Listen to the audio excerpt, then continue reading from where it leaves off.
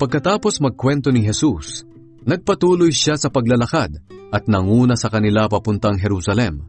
Nang malapit na sila sa mga nayon ng Bethfage at Betania, sa bundok na kung tawagin ay bundok ng mga olibo, pinaunan niya ang dalawa niyang tagasunod.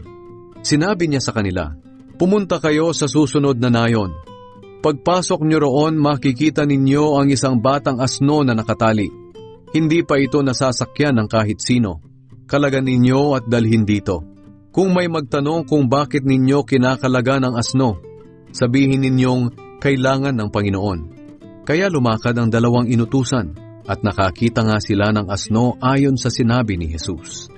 Nang kinakalagan na nila ang asno, tinanong sila ng mga may-ari, "Bakit ninyo kinakalagan iyan?"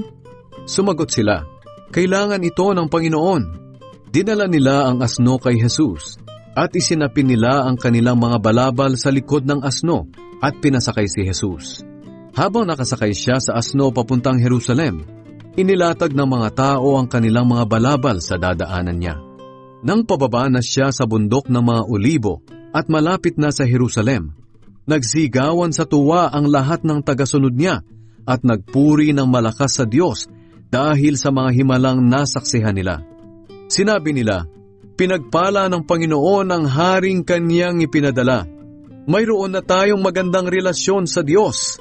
Purihin ang Diyos sa langit." Sinabi sa kanya ng ilang pariseyong kasama ng karamihan, "Guro, sawayin mo ang mga tagasunod mo." Pero sinagot sila ni Jesus, "Sinasabi ko sa inyo, kung tatahimik sila, ang mga bato na ang sisigaw ng papuri."